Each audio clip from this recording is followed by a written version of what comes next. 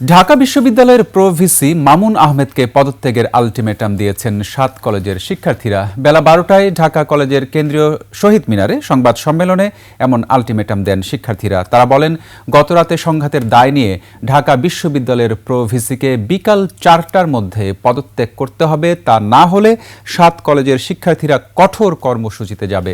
পাশাপাশি ২৪ ঘণ্টার মধ্যে স্বতন্ত্র বিশ্ববিদ্যালয়ের রূপরেখা প্রণয়নের দাবি তাদের। এছাড়া প্রধান উপদেষ্টা ও শিক্ষা উপদেষ্টা সহ সংশ্লিষ্ট সবাইকে বৈঠকের মাধ্যমে সমস্যা সমাধানের দাবি জানান শিক্ষার্থীরা। পাশাপাশি শিক্ষার্থীদের উপর হামলাকারীদের বিচারের দাবিও জানিয়েছেন তারা। ওয়ালটন এসিতে ইনস্টলেশন একদম ফ্রি।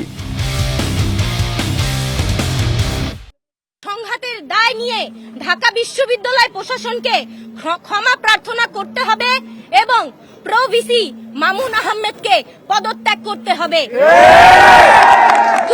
ঢাকা কলেজ শিক্ষার্থী রাকিবকে হত্যার উদ্দেশ্যে হামলা সহ ঢাকা কলেজের শিক্ষার্থীদের ওপর নিউ মার্কেট থানা পুলিশের ন্যাক্কারজনক হামলার ঘটনায় এসি, ওসি সহ জড়িত পুলিশ কর্মকর্তাদের প্রত্যাহার করে তদন্ত সাপেক্ষে বিভাগীয় ব্যবস্থা গ্রহণ করতে হবে।